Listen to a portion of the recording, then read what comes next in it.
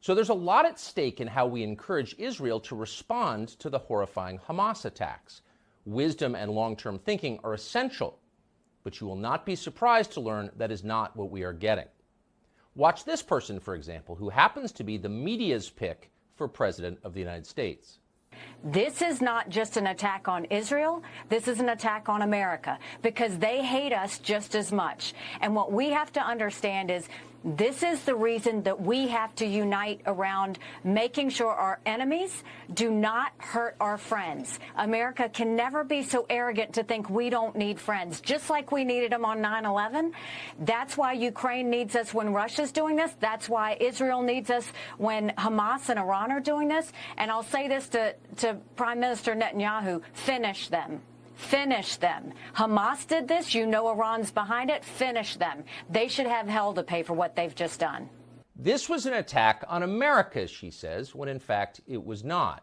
And for that reason, we must, quote, finish Iran, a nation of nearly 90 million people. What are we watching here? This is not sober leadership. She's a child, and this is the tantrum of a child. Ignorant, cocksure, bloodthirsty. Yet no one in Washington scolded her for it. In fact, they aped her hysteria. Here's fellow neocon Lindsey Graham just spelling it out and calling for the bombing of Iran.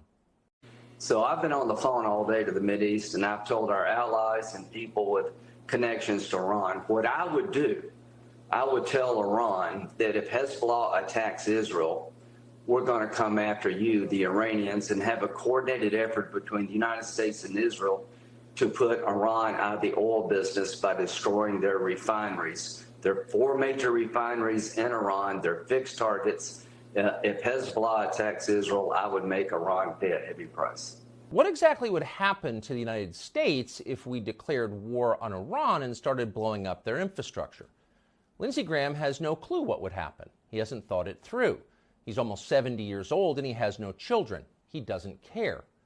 But neither, amazingly, do most of his colleagues in Washington. They're as reckless as he is.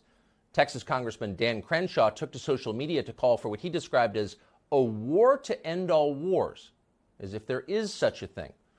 But of course, there isn't such a thing. Wars beget more war. The bigger the conflict, the uglier and longer lasting the consequences. See World War I for details.